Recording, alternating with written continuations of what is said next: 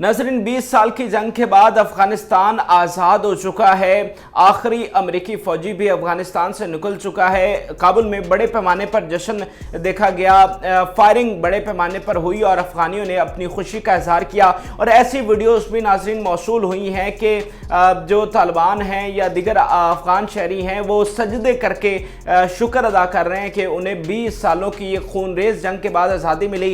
इसके अलावा नाज़रीन इतलात ये भी हैं कि जो तालिबान की लीडरशिप है जो कि इस वक्त कंधार में मौजूद है वो भी सेलिब्रेशन की तैयारियां कर रही है और एक किसी ऐसी तकरीब का एहतमाम किया जा रहा है जिसमें बाकायदा तौर पर इस जो फतह है इसको सेलिब्रेट किया जाए और इसको मनाया जाए। लेकिन दूसरी तरफ नाजरीन पंजशेर में इस वक्त ऑपरेशन जारी है, पंजशेर में लड़ाई हो रही है और पंजशेर को तालिबान अब जो मसले को ख़त्म करना चाहते हैं। पंजशेर को या तो चाहते हैं कि वो सरेंडर कर दें या फिर चाहते हैं कि वो इसको फतह कर लें। और कल जो है पंजशेर में ऑपरेशन शुरू कर दिया गया था जिसकी मैंने इब्तदाई रिपोर्ट्स आपको दी थी। आगे क्या सूरत हाल है, इस वक्त पंजशेर में क्या हो रहा है, तालिबान ने कितनी आगे पेशकदमी कर ली है और किस तरह से वहाँ फूड और बाकी चीज़ों का जो है वो कमी हो चुकी है, वो सारी चीज़ें आपके सामने रखता हूँ।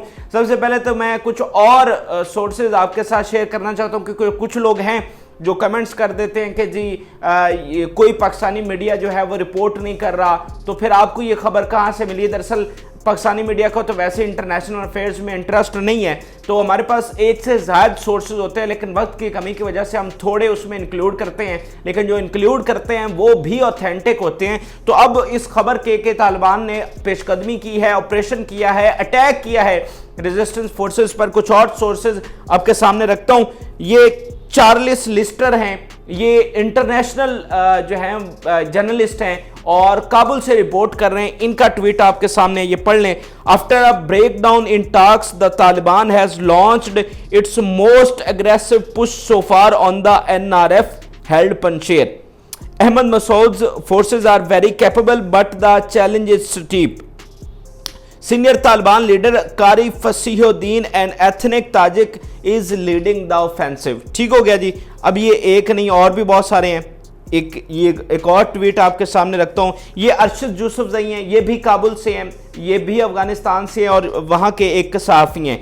इनका ट्वीट सुन लें जी। Taliban have initiated attacks on Panjshir from Badakhshan and अंद्राब, have taken high positions in the mountains.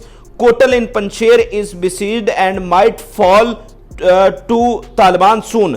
Taliban have initiated an attack from Jabal Siraj, Parwan province and are claiming advancement after captivating five posts.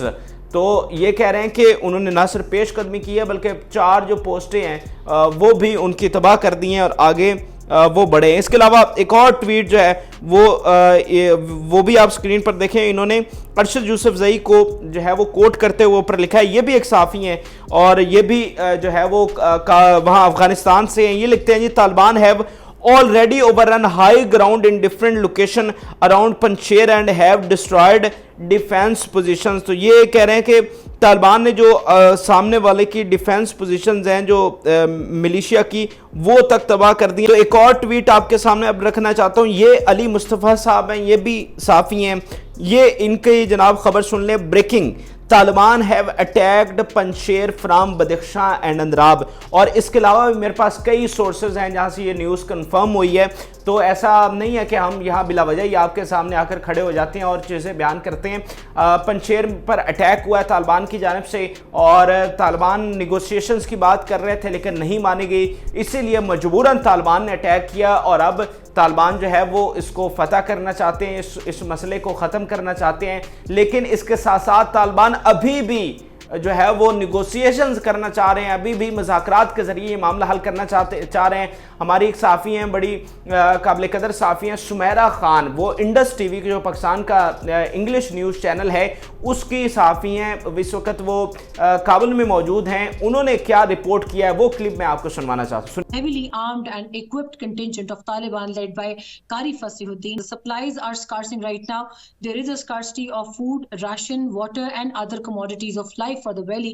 Ahmed Masood as well to reconsider policy towards surrendering. تو سمیرہ خان کا آپ نے clip سنا، ایک تو وہ یہ report کر رہی ہیں کہ پنجشیر پر اٹیک ہوا، اور دوسرا وہ یہ کہہ رہی ہیں کہ اس وقت جو صوبہ ہے پنجشیر اس میں صورتحال بہت سنجیدہ ہے، صورتحال بہت گمبھیر ہے، کیونکہ طالبان نے پہلے تو ان کی کمیونیکیشن کٹ کی تھی، اب ان کا جو تمام سپلائی لائن ہے وہ بھی کٹ ہو چکی ہے، وہاں پر فوڈ بڑی زیادہ تعداد میں نہیں ہے، اور فوڈ کی جو کموڈیٹیز ہیں وہ کم ہو رہی ہیں، اور یہ ایک پنجشیر ویلی کے لیے بہت بڑا مسئلہ ہے، فیول ان کے پاس نہیں ہوگا، تو طالبان اس طرح کا آپریشن شروع کر کے ایک پریشر بھی بڑھا رہے ہیں اور مذاکرات بھی کوشش کر رہے ہیں تاکہ احمد مسعود اور امراللہ صالح جو ہیں وہ کسی بات پر آ جائیں اور کسی طریقے سے یہ امن کے ذریعے یہ مسئلہ جو ہے وہ حل ہو جائے۔ تو اس آپریشن کرنے کا ایک مقصد یہ بھی تھا کہ ان پر پریشر بڑھایا جائے، ایک مکمل جنگ نہ کی جائے بلکہ اس طرح کے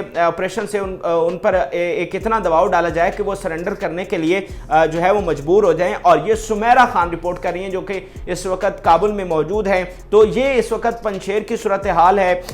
طالبان کو یہ بھی رپورٹ ہوا ہے کہ سامنے سے مزاحمت بھی ہوئی ہے، اور کافی جو ہے جو ملیشیا ہے احمد مسعود اور امراللہ صالح کی، اس نے آگے کاؤنٹر فائرنگ بھی کی ہے، کیونکہ وہ اونچی چوٹیوں پر موجود ہیں، تو سامنے سے آتے ہوئے جو طالبان ہیں ان کے لیے بڑا مشکل ہے کہ وہ اوپر جا کے ان چوٹیوں پر پہنچے اور ان کی پوزیشنز کو تباہ کریں، لیکن اب خبریں یہ بھی آئی ہیں کہ کچھ پوزیشنز انہوں نے تباہ کر دی ہیں۔ یہیں پر ناظرین میں ایک اور پروپیگنڈا جو ہے وہ اس کو ایکسپوز کرنا چاہتا ہوں کہ اس وقت انڈین میڈیا کی جانب سے بڑا پروپیگنڈا کیا جا رہا ہے، کچھ انڈیا کے ٹویٹر اکاؤنٹس بھی ہیں جہاں پر طالبان کے حوالے سے پروپیگنڈا کیا جا رہا ہے، وہ یہ ہے کہ طالبان کے 85 جو جنگجو ہیں وہ شہید ہو چکے ہیں، 85 جنگجو مارے گئے ہیں، اور کچھ جو ہیں وہ قیدی بھی بنا لیے گئے ہیں ملیشیا کی جانب سے۔ یہ اتنا بکواس پروپیگنڈا ہے کہ میں آپ کو بتا نہیں سکتا، بنا کسی ثبوت کے انڈین میڈیا پچھلے 2 ہفتوں سے لگا ہوا ہے، اور ابھی انہوں نے یہ اتنی بوگس نیوز دی ہے، میں کہوں گا